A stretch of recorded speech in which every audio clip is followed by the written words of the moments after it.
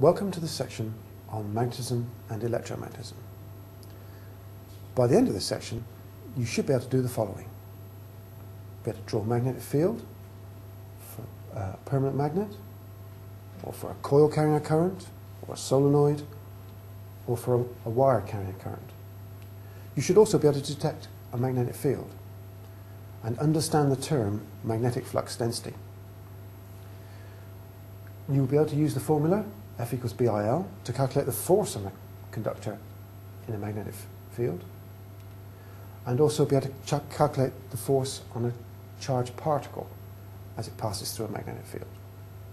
And finally, be able to give examples of electromagnetic induction and calculate the induced EMF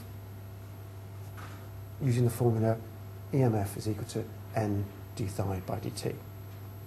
But we're going to start right back at the beginning, reminding you about permanent magnet, bar magnet with the north pole and the south pole, and the magnetic field around that bar magnet. And you may remember putting iron filings around the magnet and producing a pattern as shown on the picture, a bit like a spider. Now the field lines always go from north to south. Now we're going to look at the magnetic field around a single wire carrying a current. And to do that, I'm going to connect the wire up to the circuit, pass a current through it, and I'm going to sprinkle on some iron filings to see what happens to the magnetic field.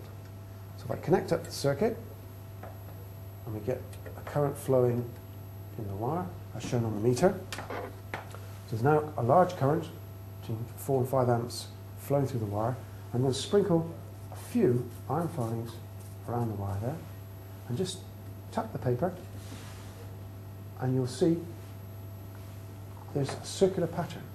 The iron filings are in concentric circles around that wire, just like it's shown on the diagram there.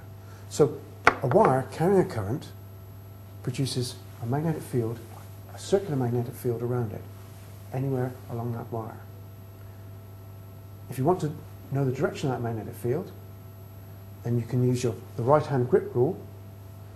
Or if you take your right hand, if the thumb is the direction of the current, and by this we mean conventional current, which is going from positive to negative, then your fingertips show the direction of the magnetic field from north to south.